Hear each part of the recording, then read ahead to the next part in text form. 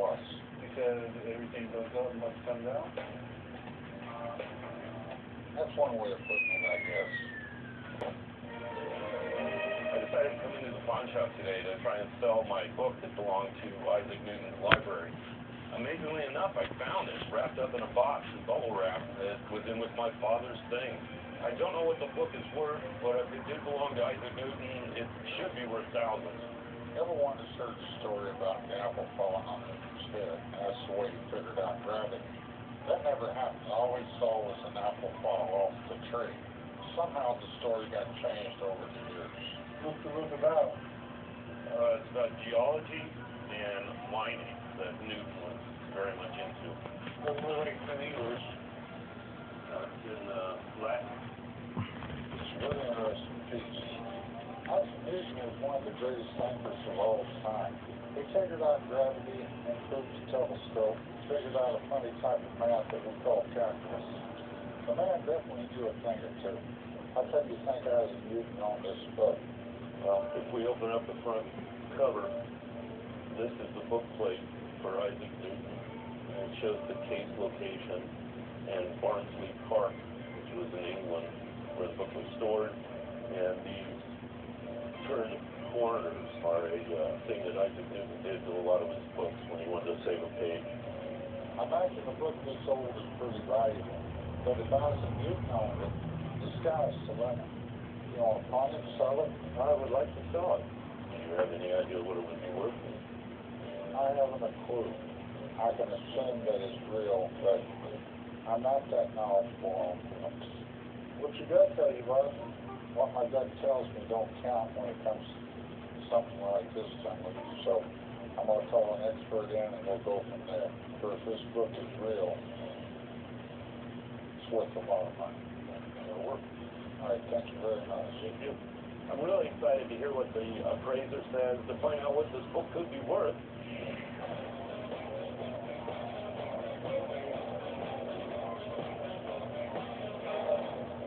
Hey, what's going on, man? Oh, not much. What do we have? I'll just clean out the car that I bought.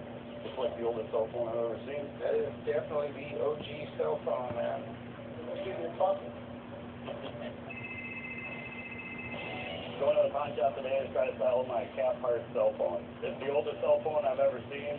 I found it in the trunk of a car I just bought, so I'm bringing it down to the pawn shop to find out what it's worth. I don't know much about the history of cell phones. I know they were around in the 50s, 60s, but it was an army thing. I think Tokyo had the first, cell system. How does the phone work? It'd all be inside that bag, and it had a car charger. But you would stroll around with that thing like it was a purse, and make your phone calls with it. 25 years ago, you were the man if you had one of these. They were so expensive, you had to be really rich to own one. What kind of features did it have? Made phone calls. What games did it have? That was it. It just made phone calls up until about 5 years ago. If you had one of these, they were $500–600 easy all day long. Reason being, back in 1986 when these came out, they had such a powerful signal going out to all those cell towers.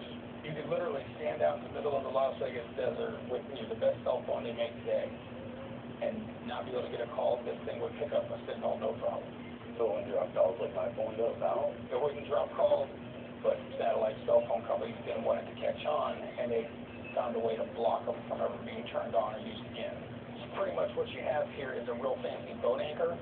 Since this thing doesn't work, the market of people I can sell it to is pretty limited. I mean, there are people out there that love those classic 80s gadgets, but they don't like to pay a lot for them.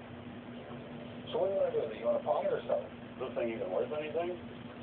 $5.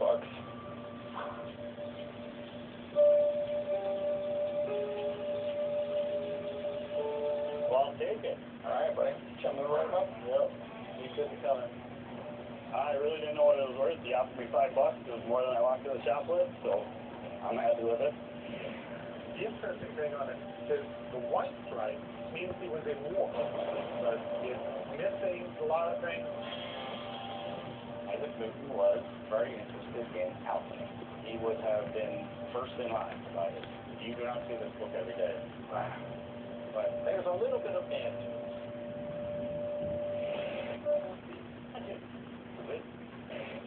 But One book.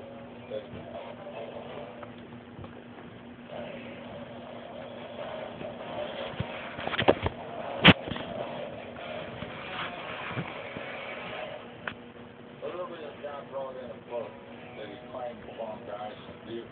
If he's right, it's an incredible piece.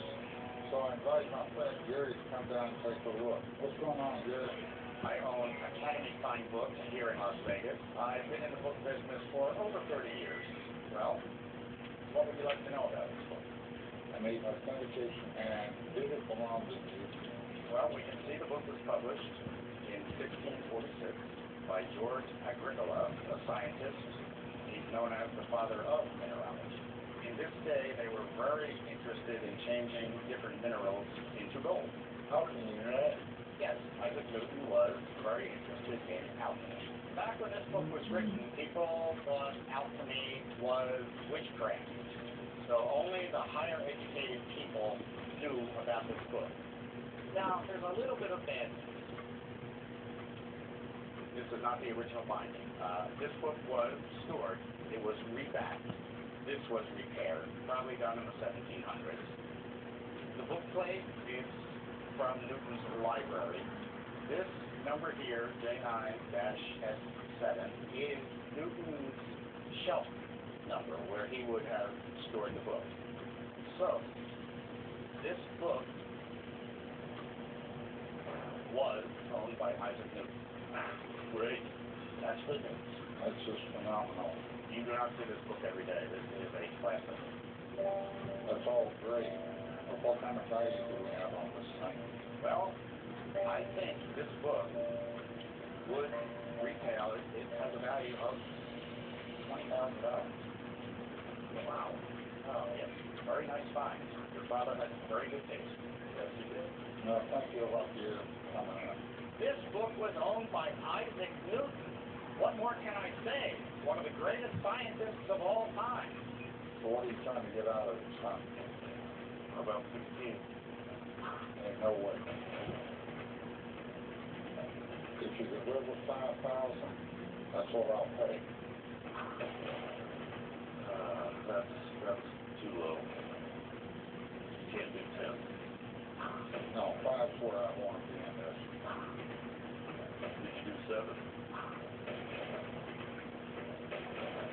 I'll split it with you at 6. I can't take less than 7. You know, if I give you 7 for it, I won't have money for dinner tonight. If you give me 7 for it, I'll buy you dinner.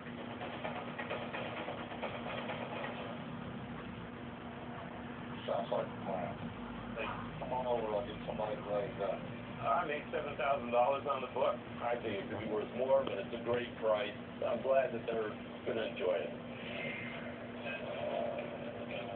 Earlier, a guy brought in his grandfather's Army coat, but he doesn't know a lot about it. So I invited my buddy Mark to help us figure it out. Rick? Army? What do you got? I don't know exactly what I have. I think it's from Spanish-American War. I'm Mark. I'm the administrator of the Clark County Museum. When I'm looking at the code, I'm looking for the type of code it is, what kind of insignia is on it, if the insignia is correct to the code, in order to kind of narrow down what it is that you're looking at. What you have is model 1902 dress uniform code. U.S. Army. This particular one is artillery, because you've got the red on it, that's artillery. The interesting thing on it is these two stripes here. The red one is time and service stripe. The white stripe means he was in war. He was in battle. The 92nd Coast Artillery was in the Philippines. When was your grandfather born? 1885. So, well, it's not the Spanish-American War, that's 1998. This is the Philippine Insurrection. The Philippine Insurrection was a war that we fought against insurrection forces after we took over the Philippines at the end of the Spanish-American War. It's missing the U.S. insignia that should be right here. You'd also have a belt. Otherwise, though, it's fairly complete. Is it rare? Coast artillery at that time was a very large part of the Army. But still, unusual. You don't see many from 1902. This means it was pre-World War I. All right, lovely. Okay. So, You're the best, man. thanks a lot.